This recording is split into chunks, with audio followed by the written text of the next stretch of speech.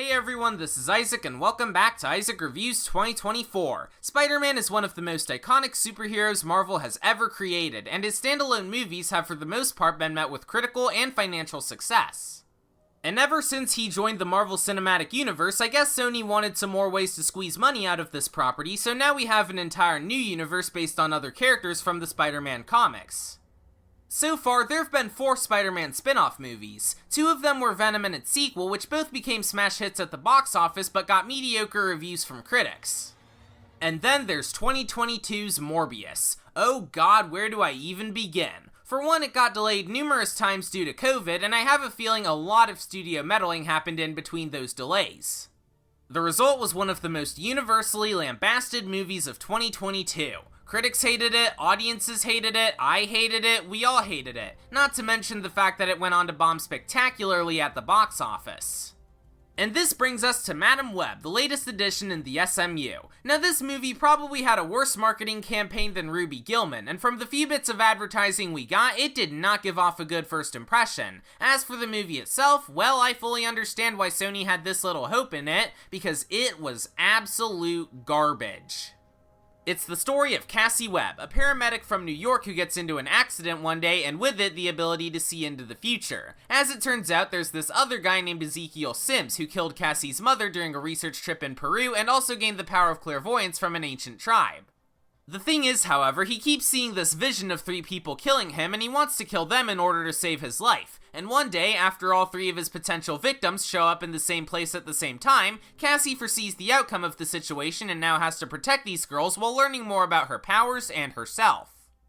If I had to give some compliments to Madam Web, I do think it's interesting how it actually gives a prominent spotlight to Ben Parker before he dies and his nephew becomes the web slinger. That, and there are a few scenes with nice looking CGI here and there. Oh yeah, and we finally get to see the 100th anniversary logo for Columbia Pictures, and it looks really cool. Otherwise, this movie is a disaster, and it's mainly because of the writing. For one, there's a lot of stuff that gets next to no explanation due to how terrible the pacing is. Like, how do the girls get their powers in the end? Why did Cassie leave them in a forest just to get something from her apartment? How was Ezekiel able to make a Spider-Man suit before Spider-Man even existed? Why was the great power/responsibility line butchered so royally? There's a lot of stuff that happens in this movie that's really stupid, and a lot of it doesn't even have much of a reason to happen in the first place.